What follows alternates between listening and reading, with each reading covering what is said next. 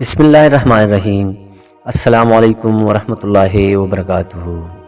آج ہماری ویڈیو کا مقصد شان مصطفیٰ حضور اقدس صلی اللہ علیہ وآلہ وسلم اور شاہ یمن کے اس خط کے بارے میں ہے جو نبی کریم صلی اللہ علیہ وآلہ وسلم کو آپ کی آمد سے پہلے 1000 سال قبل یمن کے بادشاہ نے لکھا۔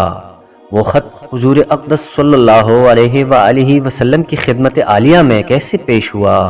کہتے ہیں کہ حضور صلی اللہ علیہ وآلہ وسلم سے 1000 سال بیشتر یمن کا بادشاہ طبع اول حمیری تھا۔ ایک مرتبہ وہ اپنی سلطنت کے دورہ کو نکلا۔ 12,000 عالم اور حکیم اور 1,32,000 سوار اور 1,13,000 پیادہ اپنے ہمراہ لیے اور اس شان سے نکلا کہ جہاں بھی پہنچتا اس کی شان و شوکت شاہی کو دیکھ کر مخلوق خدا چاروں طرف سے نظارہ کو جمع ہو جاتی تھی۔ یہ بادشاہ جب دورہ کرتا ہوا مکہ معظمہ پہنچا تو اہل مکہ سے کوئی اسے دیکھنے نہ آیا۔ بادشاہ حیران ہوا اور اپنے وزیر اعظم سے اس کی وجہ پوچھی تو اس نے بتایا کہ اس شہر میں ایک گھر ہے جسے بیت اللہ کہتے ہیں، اس کی اور اس کے خادموں کی جو یہاں کے باشندے ہیں تمام لوگ بے حد تعظیم کرتے ہیں، اور جتنا آپ کا لشکر ہے اس سے کہیں زیادہ دور اور نزدیک کے لوگ اس گھر کی زیارت کو آتے ہیں اور یہاں کے باشندوں کی خدمت کر کے چلے جاتے ہیں۔ پھر آپ کا لشکر ان کے خیال میں کیوں آئے؟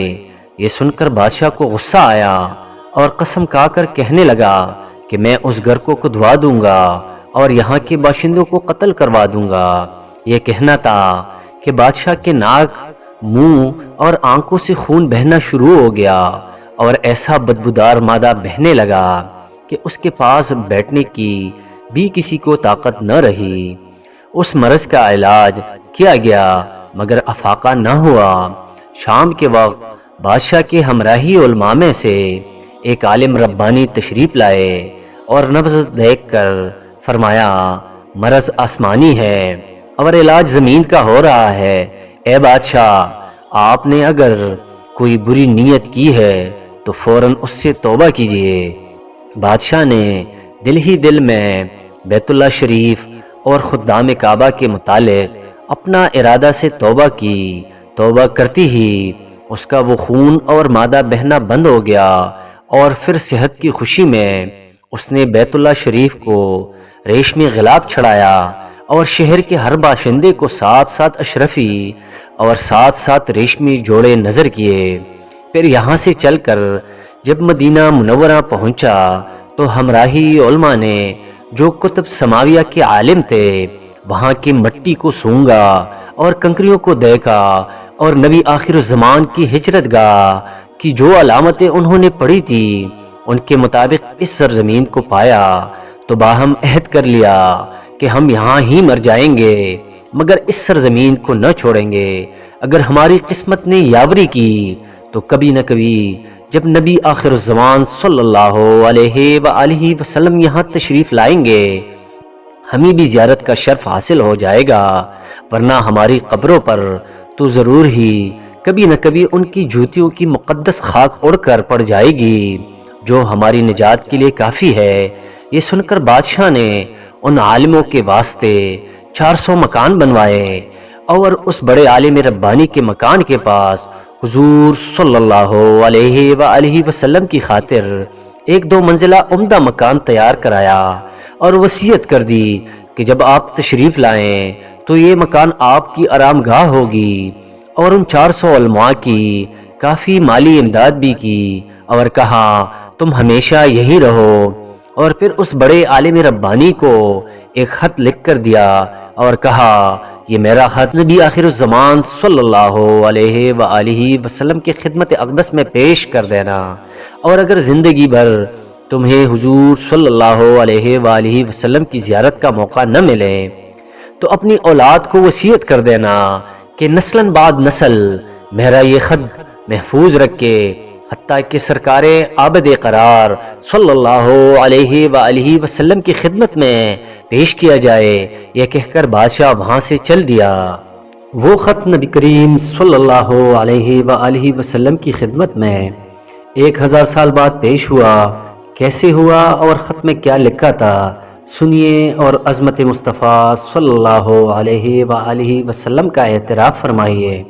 خط کا مضمون یہ تھا: ترجمہ: کم ترین مخلوق طبع اول حمیری کی طرف سے شفیع المذنبین سید المرسلین محمد رسول اللہ صلی اللہ علیہ وآلہ وسلم۔ اما بعد، اے اللہ کے حبیب، میں آپ پر ایمان لاتا ہوں اور جو کتاب آپ پر نازل ہوگی اس پر بھی ایمان لاتا ہوں، اور میں آپ کی دین پر ہوں۔ بس اگر مجھے آپ کی زیارت کا موقع مل گیا تو بہت اچھا و غنیمت، اور اگر میں آپ کی زیارت نہ کر سکا تو میری شفاعت فرمانا اور قیامت کے روز مجھے فراموش نہ کرنا۔ میں آپ کی پہلی امت میں سے ہوں اور آپ کے ساتھ آپ کی آمد سے پہلے ہی بیعت کرتا ہوں۔ میں گواہی دیتا ہوں کہ اللہ ایک ہے اور آپ اس کے سچے رسول ہیں۔ شاہ یمن کا یہ خط نسلاً بعد نسل ان 400 علماء کے اندر حرز جان کی حیثیت سے محفوظ چلا آیا، یہاں تک کہ 1000 سال کا عرصہ گزر گیا۔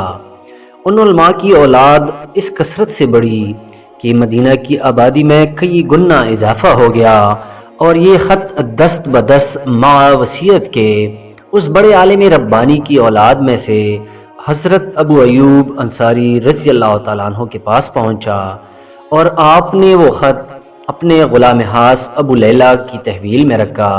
اور جب حضور صلی اللہ علیہ وآلہ وسلم مکہ معظمہ سے ہجرت فرما کر مدینہ منورہ پہنچے اور مدینہ منورہ کی الوداعی گھاٹی سنیات کی گھاٹیوں سے آپ کی اونٹنی نمودار ہوئی، اور مدینہ کے خوش نصیب لوگ محبوب خدا کا استقبال کرنے کو جوق در جوق آ رہے تھے، اور کوئی اپنے مکانوں کو سجا رہا تھا تو کوئی گلیوں اور سڑکوں کو صاف کر رہا تھا، کوئی دعوت کا انتظام کر رہا تھا، اور سب یہی اصرار کر رہے تھے کہ حضور صلی اللہ علیہ وآلہ وسلم میرے گھر تشریف فرما ہو۔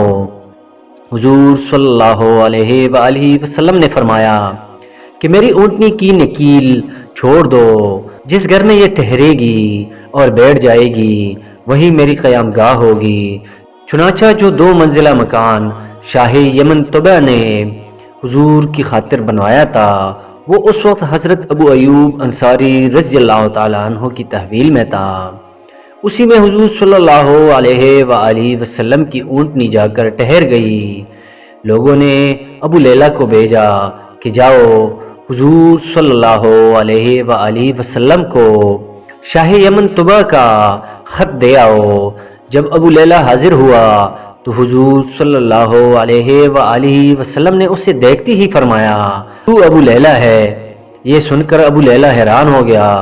حضور نے پھر فرمایا، میں محمد رسول اللہ صلی اللہ علیہ وآلہ وسلم ہوں، شاہ یمن کا، جو میرا خط تمہارے پاس ہے لاؤ مجھے دو۔ چنانچہ ابو لیلہ نے وہ خط دیا، اور حضور صلی اللہ علیہ وآلہ وسلم نے پڑھ کر فرمایا، صالح بھائی، طبع کو آفرین و شاباش ہے۔ ہمارے حضور صلی اللہ علیہ وآلہ وسلم کا ہر زمانے میں چرچا رہا، اور خوش نصیب افراد نے ہر دور میں حضور صلی اللہ علیہ وآلہ وسلم سے فیض پایا۔